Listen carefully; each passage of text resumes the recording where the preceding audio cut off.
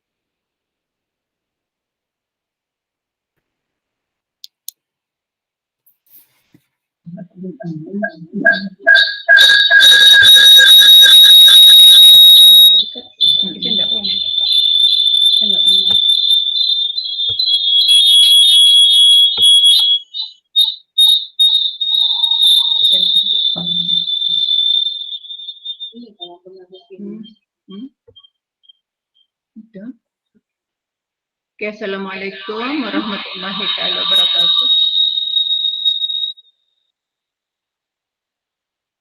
Okay, nampak slide sudah? Okey, nampak. Slide tu, ya? Nampak. Okay. Terima kasih kepada pengacara majlis pada hari ini merangkap setiausaha peperiksaan sekolah Ustazah Zaida. Berdabel. Mana? Mohon ibu bapa agak offkan mic. Mohon ibu bapa offkan mic. Off mic. Sudah off mic? Off sudah? Ustaz, Assalamualaikum. Suara. Di tempat Hidayang tu. Halo. Hello, GB ya? Sorry. Kenapa tu? Nak sudah off mic sana. Hello? Kenapa?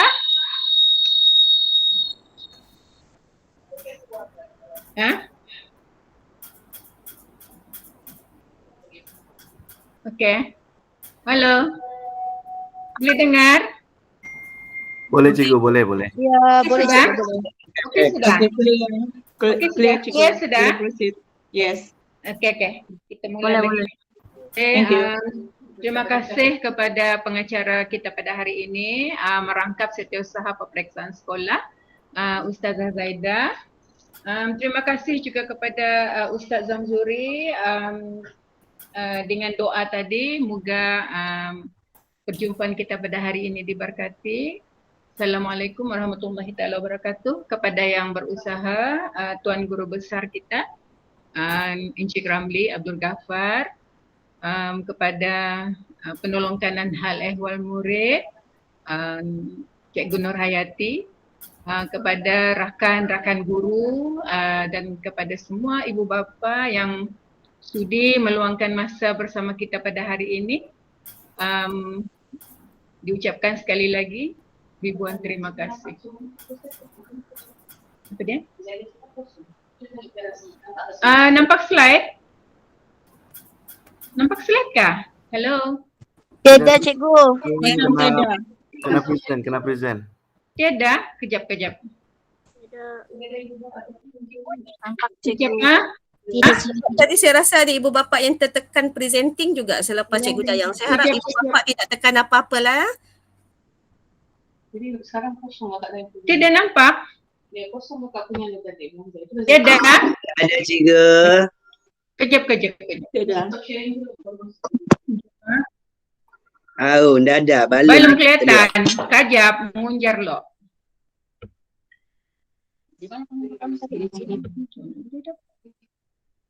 Kejap, ha? Untuk balik lagi.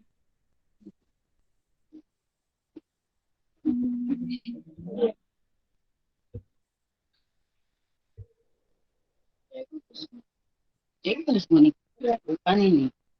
Boleh? Nampak? Kelihatan sudah. Okey, ada sudah. Siapa tu cakap kelihatan atau? NYD. Okey. Terima kasih.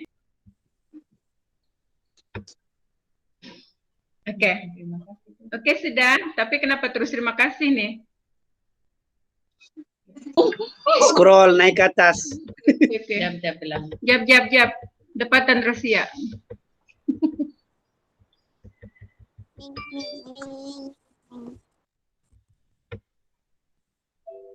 Okey kan? Okey.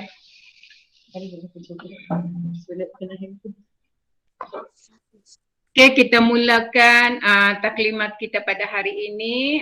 Sisi libat urus ujian akhir sisi akademik UASA Estate Kampung Contoh Petagas hari ini bersamaan 14 Januari 2023 secara atas talian. Sebenarnya benda ni adalah perkara biasa. Ujian akhir sisi akademik ni sebenarnya kalau dulu-dulu kita buat dia peperiksaan semester 2, peperiksaan akhir tahun. Tapi ini dijenamakan semula dengan ujian akhir sisi akademik. Ataupun kami lebih suka namakan dia sebagai UASA. Okey, ini tadi sudah. Okey, ini kita bermula sisi libat urus hari ini bersama ibu bapa. Okey. Tujuan sisi libat urus ini adalah pemerkasaan pentaksiran berasaskan sekolah, pentaksiran bilik darjah pentaksiran sumatif ataupun ujian akhir sisi akademik. Tujuan pentaksiran iaitu pentaksiran proses pengujian, pengukuran, penilaian dan seterusnya, membuat keputusan berdasarkan penghakiman terhadap evidence pengujian. Itu ada Okay, pengujian iaitu proses mentadbir instrumen atau alat pentaksiran mengikut prosedur yang sistematik bagi memperoleh maklumat untuk mengukur ciri-ciri tertentu murid. Itu adalah pengujian. Dan pengukuran pula adalah proses menggunakan maklumat berangka bagi menerangkan sejauh mana murid itu mempunyai ciri-ciri tertentu. Dan penilaian pula adalah proses memberi pertimbangan terhadap kualiti pencapaian kognitif, efektif dan psikomotor murid. Okey, dasar dan punca kuasa untuk dalam pelaksanaan UASA ini adalah keputusan mesyuarat Jemaah Menteri pada 1 Jun 2022 di mana pada masa itu adalah pemansuhan pentaksiran tingkatan 3. Susulan itu KPM akan memperkasakan pelaksanaan PBS iaitu pentaksiran berasaskan sekolah. Okay, ini adalah surat siaran, surat siaran pelaksanaan pelaksanaan UASA ini. Okay. Ini adalah kalau kita baru nampak memang kita bertanya-tanya apakah UASA. Okay. UASA adalah ujian akhir sisi akademik. Okay, untuk sekolah menengah, untuk sekolah menengah yang terlibat adalah menengah rendah, tingkatan 1, 2 dan 3. Kalau sekolah menengah kita ada 20 mata pelajaran. Okey, sekolah rendah pula tahap 2 sahaja, tahun 4, 5 dan 6. 5 mata pelajaran. Okay, instrumen bagi mata pelajaran lain dihasilkan oleh guru mata pelajaran. Jadi yang 5 mata pelajaran ini adalah macam guru besar bagi tahu tadi, disediakan oleh kementerian. Okey, yang ketiga adalah instrumen, menggunakan aplikasi pengumpulan dan pemasangan instrumen APPI, ujian bertulis sahaja, komponen ujian, lisan kerja kursus, projek dilaksanakan sebagai pentaksiran berterusan. Okey, pelaporan pula akhir sesi akademik berdasarkan tahap penguasaan dilaporkan bersama pentaksiran berterusan. Okey, siapakah yang terlibat? Okey, yang terlibat murid tahap 2, tahun 4, 5 dan 6. Okey, mata pelajaran untuk sekolah rendah yang kita dapat daripada KPM itu ialah pertama bahasa Melayu, kedua bahasa Inggeris, ketiga matematik, keempat sains dan kelima sejarah. Okey. Pelaporan. Penyataan tahap penguasaan akhir sisi akademik 6 tahap. 6 tahap penguasaan TP1 hingga TP6. Penyataan deskriptif bagi setiap tahap penguasaan dan untuk setiap mata pelajaran. Lajukah? Halo? Laju atau okey? Okey cikgu, okey. Bolehlah difahamkan? Kalau saya laju bagi tahu sebab saya ni kalau kita present ni kita tidak nampak kita punya audience. Jadi kita macam bercakap dengan dinding. Jadi kalau ada apa-apa yang macam tidak jelas, tidak apa, terus bagi tahu saya. Okey? Okey. Ini adalah tahap penguasaan PBD dan tafsiran. Maksud yang tadi tu kan TP1 hingga TP6, inilah dia. TP1 tahu, TP2 tahu dan faham, TP3 tahu, faham dan boleh buat, TP4 tahu, faham dan boleh buat dengan beradab, TP5 tahu, faham dan boleh buat dengan beradab terpuji, yang keenam TP6 tahu, faham dan boleh buat dengan beradab misalnya. Jadi ini adalah yang tadi tu yang sudah saya begitu awal tu kan. Yang ini nih 6 tahap penguasaan TP1 dan TP6. Ini adalah huraiannya. Kalau murid kita anak kita di tahap 1 apa dia? Kalau dia di tahap 2 apa? Kalau dia di TP3 TP4, TP5 dan TP6. Dia berada di mana sebenarnya. Kalau yang TP1 tu tahu. Jadi murid tahu perkara asas.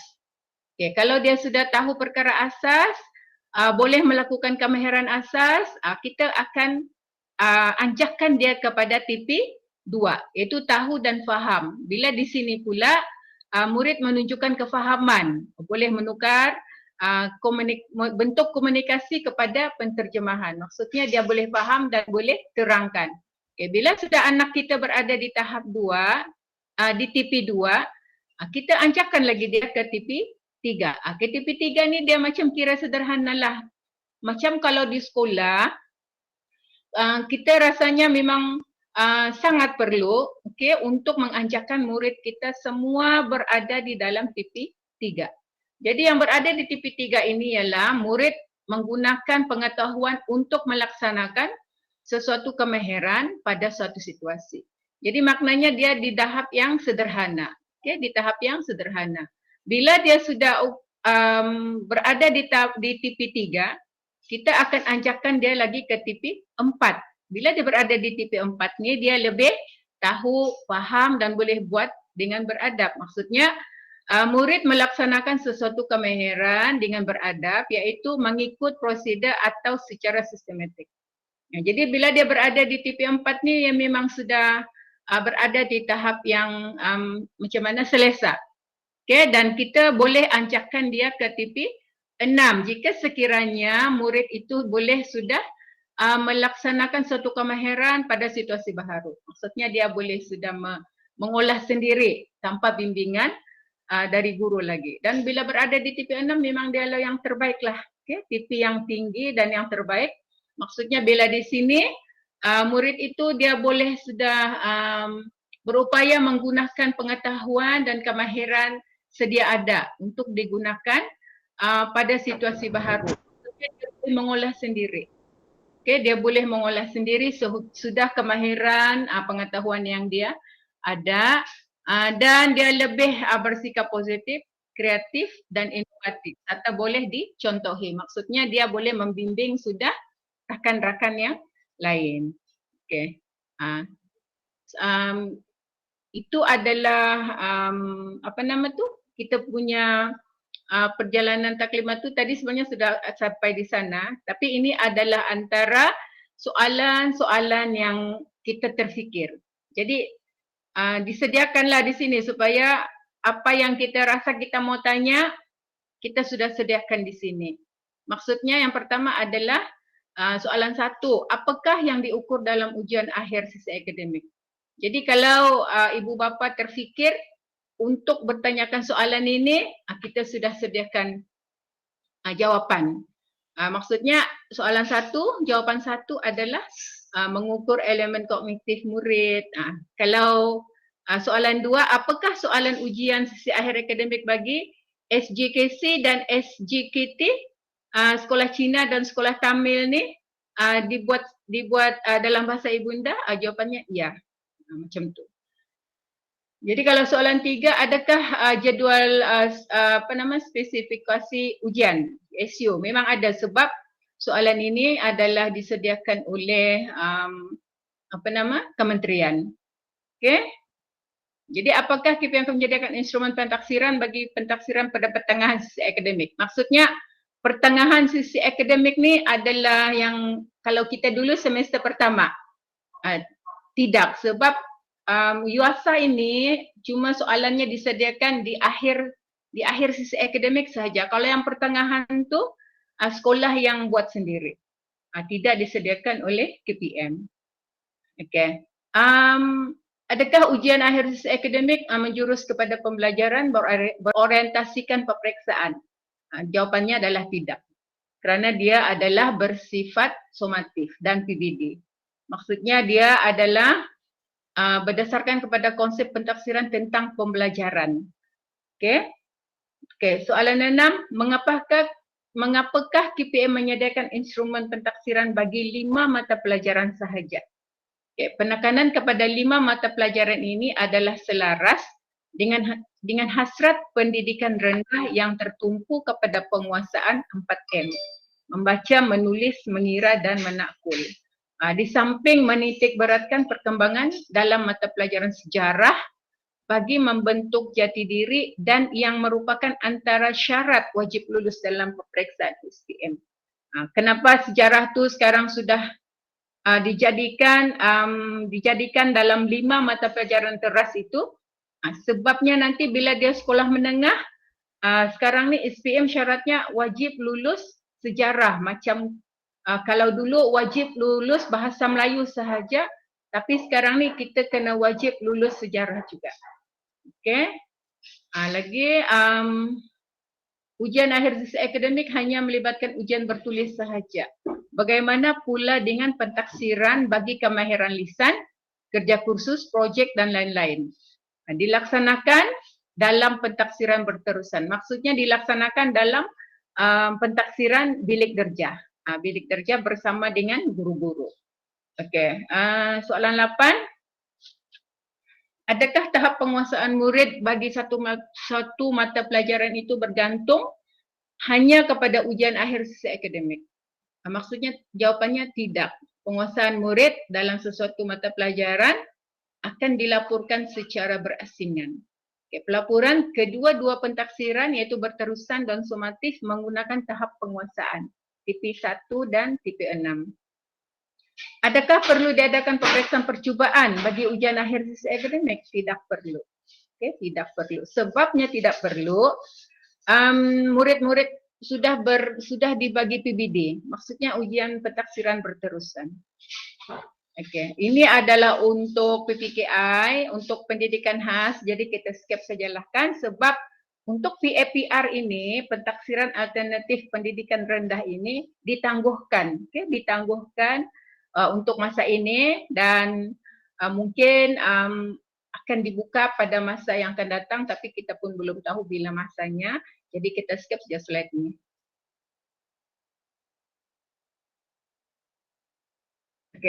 Ini adalah tarikh penting pelaksanaan UASA. Yang pertama, minggu ulang kaji untuk murid. Perkara aktiviti, minggu ulang kaji untuk murid. Tarikh tempoh pelaksanaan 3 hingga 13 Januari 2023 selama 2 minggu.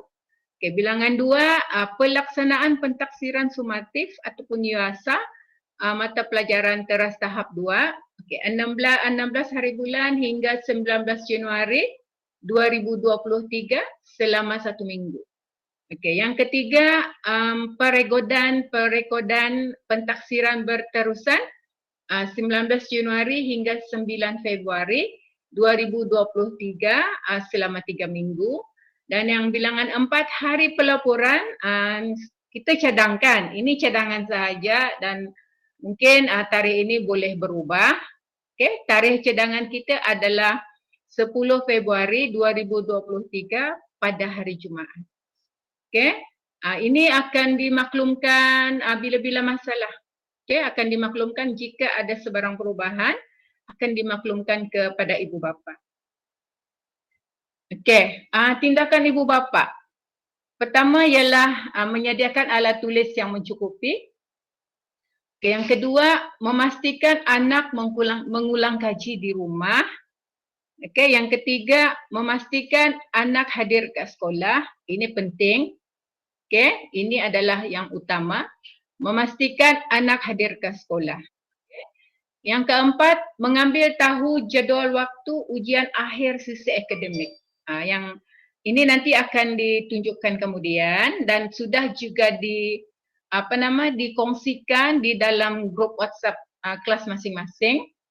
Tahap 2. Yang kelima, berhubung dengan guru jika ada sebarang masalah. Maksudnya berhubung dengan guru kelas. Berhubung dengan guru kelas anak masing-masing. Dan yang keenam, murid tahun 5 dan tahun 6 diwajibkan membawa pembaris parabulatan ataupun protektor untuk keperluan menjawab soalan matematik. Ini adalah yang pembaris di bawah ni kan? Inilah ni. Protektor sebutan, protektor. Ini. Ini set geometri bah. Kan? Ini wajib murid tahun 5 dan tahun 6 untuk membawa semasa ujian dijalankan untuk menjawab soalan matematik. Okey? Ada mau tambah PKM? Setakat ni itu saja. Sebab Itu saja. protektor ni penting ya untuk mengukur sudut. Kalau ni tidak ada, tidak akan terjawab tu soalan nanti. Jadi pastikan anak-anak yang berada dalam kelas tahun 5 dan tahun 6 untuk membawa pembaris parabulatan. Ini boleh dibeli di kedai buku. Koperasi sekolah pun ada. Koperasi sekolah pun ada. Okey, ingatkan anak-anak untuk bawa nih pembaris ni sebab guru matematik kata, ketua penitia kata kalau tidak ada tidak boleh menjawab soalan untuk mengukur kan.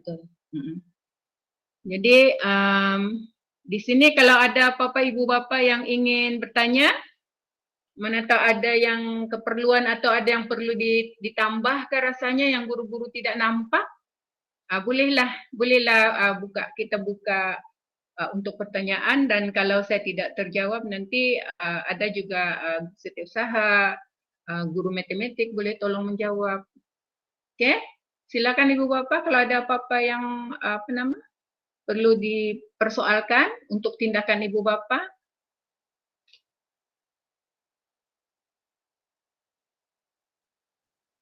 Okey, kita begini. Nanti kita ini adalah jadual akhir sisi akademik tahun 2022-2023. Tarikh dia 16 Januari, hari Isnin. Ada subjeknya tu bahasa Malaysia. Belajar seperti biasa tu maksudnya murid tu tiada kertas soalan lah. Lepas tu rehat, baru sejarah. Lepas tu baru pendidikan jasmani dan pendidikan kesihatan. Baru belajar seperti biasa. Okay, hari Isnin subjek peperiksaannya ialah bahasa Malaysia dan sejarah. Pendidikan jasmani. Ada 3. Okay, hari Selasa pula ada bahasa Inggeris dan bahasa Arab dan juga pendidikan muzik. Jadi satu hari kita ada 3 subjek. Okay, bahasa Inggeris, bahasa Arab, pendidikan muzik. Pada hari Rabu pula matematik, lepas tu pendidikan Islam. Pada hari Rabu kita ada 2 sahaja. Okay, ada 2 subjek sahaja. Pendidikan Islam, matematik, pendidikan Islam dan pendidikan moral tu sekalilah. Okay, sekali. Maksudnya pendidikan Islam tu untuk anak-anak yang Muslim, dan pendidikan moral pula adalah untuk anak-anak yang non-Muslim. Okay. Pada hari Khamis, sains, lepas tu PSB. Okay, ada 2 subjek pada hari Khamis. Pada hari Jumaat, kita sudah mula bercuti untuk Tahun Baru Cina. Okay, jadi kalau ada ibu bapa yang ingin bertanya tentang jadualkah ataupun ini tindakan ibu bapa kah, boleh bertanya, nanti kami cuba menjawab. Okey? Boleh bertanya, ataupun ada lagi yang lain-lain yang kita tadi tu kan, yang mana tahu ada yang kita masih lagi kurang faham. Cikgu tolong tengok chat box. Checkbox.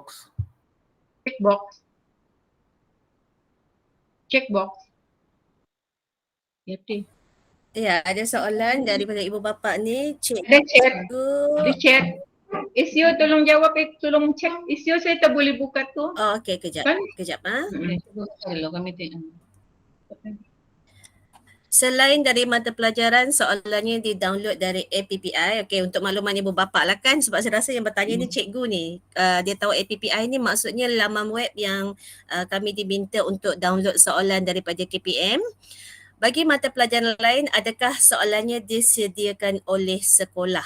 Itu soalan daripada seorang ibu bapa lah ni kan, ibu bapa. Boleh fikir satu jawab. Apa dia? Selain daripada mata pelajaran yang 5 tu, yang Oh, adakah soalan yang ini kan. lain disediakan oleh pihak sekolah? Oh ya, Islam. soalan elektif. Soalan elektif adalah disediakan oleh sekolah sendiri. Disediakan oleh guru-guru yang mengajar mata pelajaran tersebut. Begitu maksudnya? Siapa yang bertanya? Boleh ibu bapa yang bertanya ni puas hati silakan dengan jawapan. Macam mana tadi dalam soalan lain?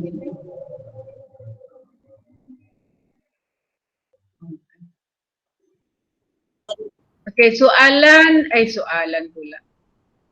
Mata pelajaran yang lain tu kan? Ni tahap 2 ujian akhir sisi akademik tu kan?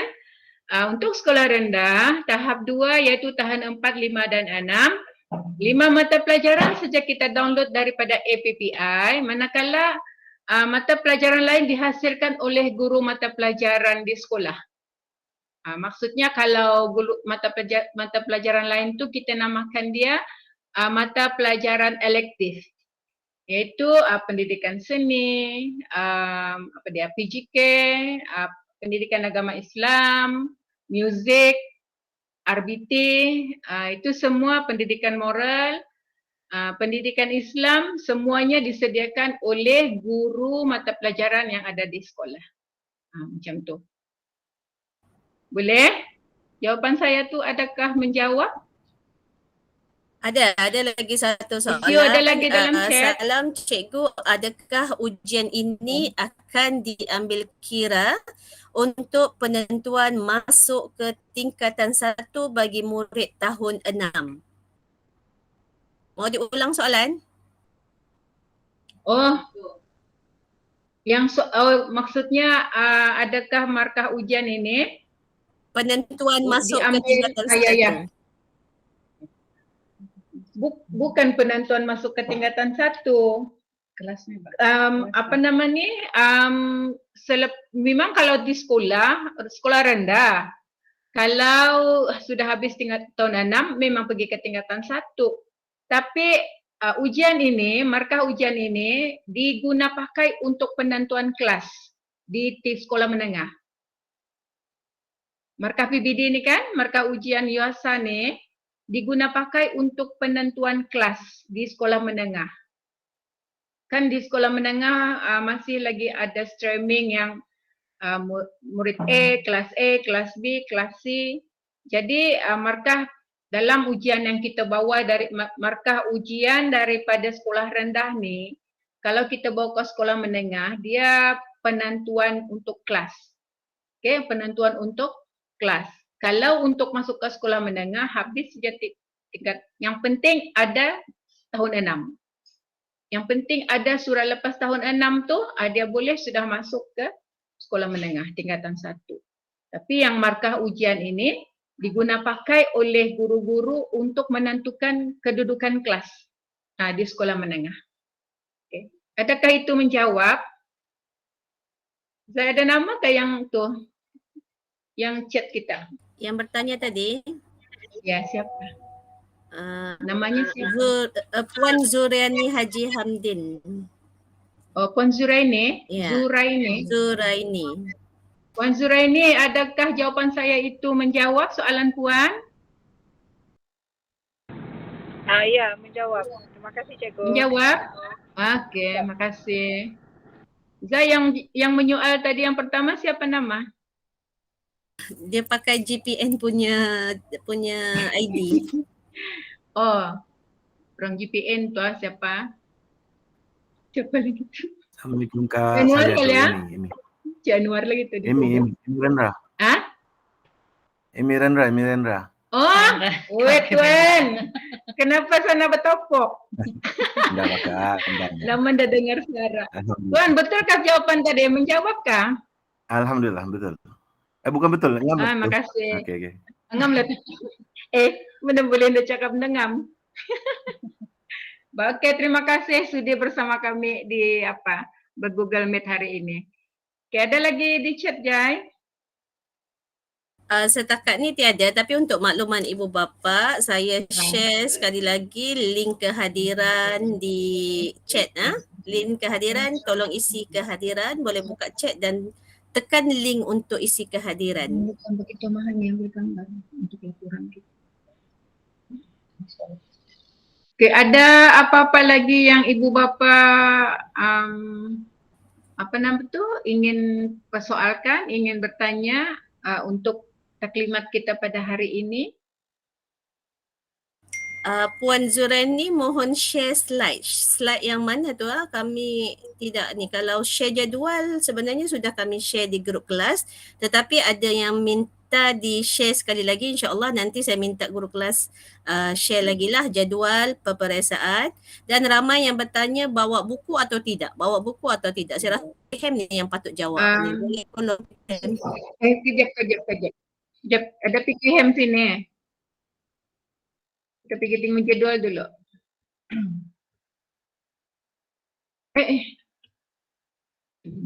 Aneh. Bawa buku kan tidak?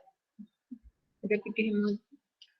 Kalau Baik, ikut ni. Kalau ikut jadual ni pula, contohlah kan hari Isnin 7.10 hingga 8.25 itu adalah subjek bahasa Malaysia. Kemudian belajar seperti biasa. Jadi dalam hal ini, saya rasa better lagi bawa buku untuk ulang kaji subjek seterusnya lah. Contohnya selepas bahasa Malaysia tu rehat, ada sejarah, mungkin ada pelajar boleh baca buku pada masa tersebut lah. Itu lebih baiklah untuk subjek yang akan contohnya macam sekarang kan, belajar seperti biasa yang hari Isnin, kemudian lepas rehat sejarah. Okey, yang masa akhir tu pula mungkin dia boleh ulang kaji, tengok dalam masa 20 minit, mungkin bolehlah ulang kaji subjek-subjek untuk hari berikutnya. Itu sahaja. Bawa buku yang sesuai lah. Buku yang sesuai lah. Ya, ikut tengok subjek dia tu. Kalau yang hari Isnin tu dia tak payah lagi bawa buku bahasa Malaysia sebab sudah diujikan. Jadi dia kena bawa sejarah. Nanti saya rasa dia tidak perlu ikut jadual. Mungkin pertanyaan cikgu pula. Pertanyaan Puan Zuraini ni, adakah perlu murid bawa buku ikut jadual waktu? Kan Puan Zuraini? Itu kata. Itu kan maksud. Puan Ju? Bukan, yang pasal tu bukan Puan Zuraini yang tanya. Kalau yang ni, yang apa? Bukan tu orang lain pula yang tanya. Jadi mangsa. Jadi mangsa apa ditanya. Ini ada lagi satu lah, soalan daripada Encik Emirendra ni. Satu lagi soalan, sekiranya murid tidak dapat hadir pada hari ujian, bolehkah murid ambil di hari lain? Ini memang soalan kami jangka lah ni. Cikgu Dayang boleh jawab. Kalau misalnya dia tidak hadir, kita sudah bincang kemarin dengan SU, kita akan bagi juga dia soalan, cuma dia akan kita bawa asing. Kita akan asingkan dia lah. Asing untuk menjawab. Jangan dia bersama dengan rakan yang sudah menjawab. Maksudnya kalau dia seorang nanti guru kelas dia akan panggil dia lah. Dia akan menjawab di tempat yang berasingan, bukan bersama dengan murid yang lain. Pastikan yang dia tidak hadir itu bersebab lah, bukan alasan lambat bangun. Sebab itu kadang-kadang alasan tu lewat bangun. Sebab ada pelajar pun sampai dekat pukul 8. Jadi dia kalau sudah dekat pukul 8 tu maksudnya dia sudah tertinggal. Orang bilang yang subjek pertama lah, tertinggal beberapa minit sudah lah. Jadi pastikan anak-anak tu bangun dan datang seperti biasa ke sekolah.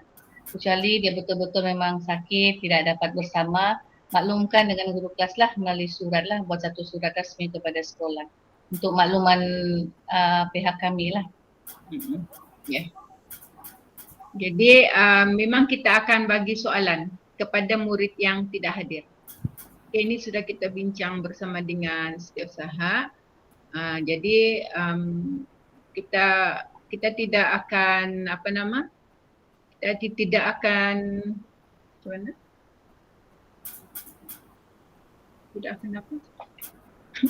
Jadi beginilah, ulangan ini kami akan contohlah dalam dia bermula dengan 16 hingga 19.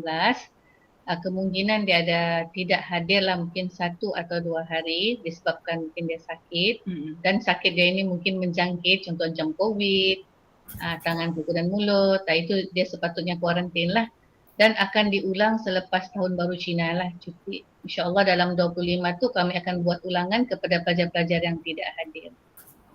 Ya. Kecuali kalau yang macam dia tidak hadir bahasa Melayu kan, bahasa Malaysia tu kan, tapi dia ada hadir hari Selasa. Kita boleh bagi dia subjek tu pada yang masa ni belajar seperti biasa.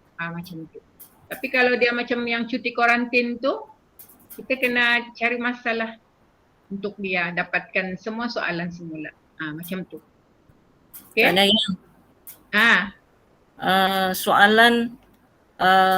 Soalan yang diberi itu kalau boleh kutip semua balik sebab ada mungkin murid yang tidak hadir tu kan takut dibawa balik kemudian bocor tu soalan. Jadi soalan akan diambil balik lah. Jangan ambil kertas OMR saja. Jadi soalan sekali kena ambil supaya tidak berlaku kebocoran soalan. Okey. Untuk makluman ibu bapa, memang soalan yang dari APPI ni untuk 5 subjek tu memang guru-guru subjek akan ambil semula dia punya soalan sebab murid kena jawab dalam paper tu, dalam kertas peperiksaan tu. Guru-guru ataupun ni tidak akan bagi soalan tu dengan murid sebab dia bukan macam ada kertas OMR yang asing, tidak. Dia dalam satu helaian tu ada objektif dan di belakang tu ada yang subjektif pula. Jadi kami akan kutip keseluruhan soalan. Untuk yang APPI inilah yang 5 subjek yang dia ambil dari lembaga peperiksaan. Jadi tidak akan berlaku kebocoran soalan lah. Dan untuk makluman ibu bapa juga, soalan ni macam tiba-tiba kata SK Pekan Putatan sudah peperiksaan minggu ni. Bolehkah kami tanya apa soalan yang keluar dari SK Pekan Putatan? Boleh tanya, tapi sebenarnya soalan tu tidak sama set soalan setiap sekolah. SK Kampung Contoh set soalan dia tidak sama dengan SK Pekan Putatan, begitu juga dengan SK Petagas. Itu yang kami dapat maklumat lah. Kalau nak bertanya macam mana soalan, mungkin adalah dia punya cara jawabnya, cuma soalannya tidak akan sama semua sekolah di sekitar sinilah. Itu sahaja. Kalau ada apa-apa soalan boleh tanya, di chat pun boleh.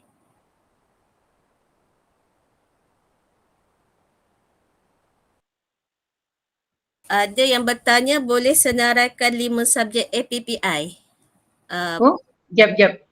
Okey, kita pergi balik slide tadi ya.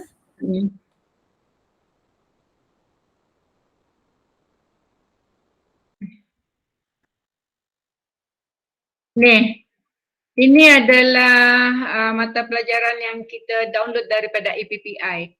Bahasa Melayu, bahasa Inggeris, matematik, sains dan sejarah. Tahap 2.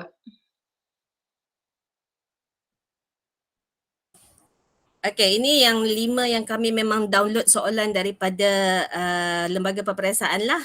Ini yang bahasa Melayu, bahasa Inggeris, dan untuk makluman kalau sebelum ni siapa yang anak-anak biasa UPSR dia akan tahu bahasa Melayu tu kertas 1, kertas 2. Tetapi untuk yang peperiksaan minggu hadapan ini cuma 1 sahaja bahasa Melayu. Sebab itulah masa ke 5 subjek ni dia minta murid menjawab dalam tempoh masa 1 jam 15 minit sebab dia cuma 1 kertas sahaja. Kita tidak akan ada matematik kertas 2, kertas sains kertas 1, kertas 2. Bahasa Inggeris pun dia cuma 1 kertas saja. Macam bahasa Melayu 1, bahasa Inggeris 1, matematik pun 1. Tapi matematik tu di dalam soalan tu dia merangkum. Matematik tu dia ada 2 bahagian tu. Bahagian A dengan B semuanya subjektif. Itulah. Cuma yang membezakannya markah lah. Ada yang mudah mungkin dia bagi 1 markah. Yang sederhana 2 markah dan orang kata level tinggi lagi 3 markah lah. Dan soalan sains saya nampak banyak muka surat. Ada ni kah? Ada Salimah. Ya, kalau sains banyak muka surat. Saya nampak masa Rezo tu memang sampai 30 muka surat.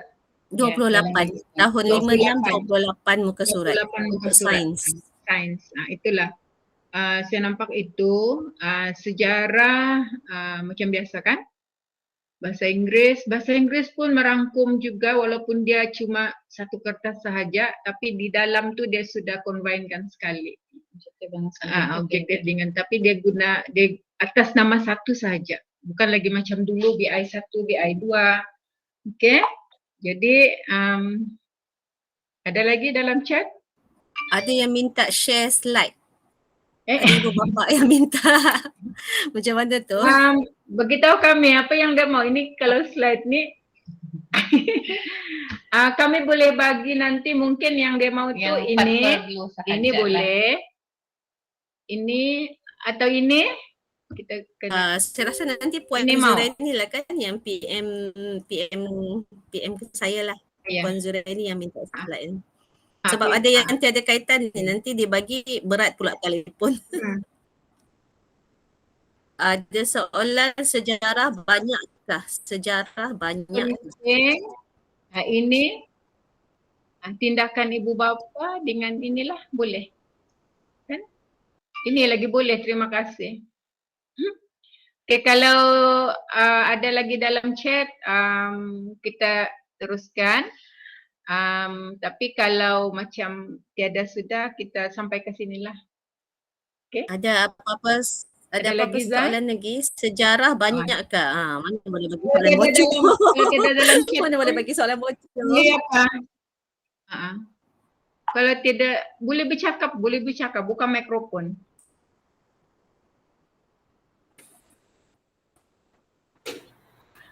Assalamualaikum, Cikgu Dayang. Kak Dayang, boleh saya bercakap sedikit? Boleh, banyak pun boleh. Jangan banyak, sikit saja. Boleh, silakan. Okey, mungkin saya address kepada ibu bapa lah kan. Pertama sekali saya Encik Emirendra daripada JPN, Sektor Pentaksiran dan Peperiksaan. Kuasa ni sebenarnya berada di bawah kami. Saya masuk ni atas atas sebab utama saya sebagai seorang ibu bapa lah, anak saya berada di tahun 5 di contoh.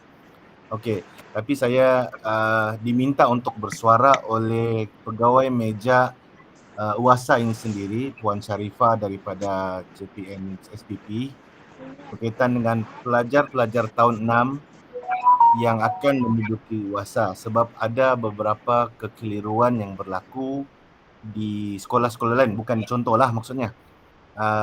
Untuk kemasukan tingkatan 1, betul apa yang Puan Dayang tadi cakap, dia akan menentukan kedudukan anak-anak kita sewaktu di tingkatan 1.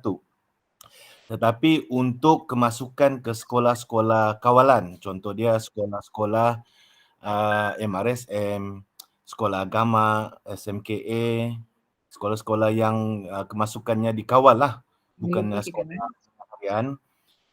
Pelajar-pelajar tahun 6 akan menduduki satu lagi ujian iaitu PKSK, penilaian khas sekolah kawalan, sekolah khusus. Okay. Jadi UASA ini mereka kena duduki. Kalau mau masuk ke sekolah kawalan pun dia kena duduki, akan ada satu ujian lah yang akan dilaksanakan juga di peringkat sekolah. Yang itu boleh berhubung dengan sekolah lah, bila dia dijalankan apa semua, itu akan datang dari JPN, akan memaklumkan kepada sekolah bila PKSK ini akan dilaksanakan. Tapi untuk anak-anak kita yang berada di tingkatan 4 dan 5, kami di JPN, SPP peperiksaan menggalakkanlah agar anak-anak kita ini menduduki peperiksaan inilah. Sebab soalannya seperti yang GB tadi cakap, GB yang baru yang katakan tadi, ini soalan ini datang daripada lembaga peperiksaan, jadi ada keunikan di sana. Okay, terima kasih. Terima kasih Kak. Sama-sama. Terima kasih juga Tuan sudi bersama kami. Untunglah SK Contoh. Ada orang kuat di dalam. Boleh membantu. Terima kasih banyak-banyak.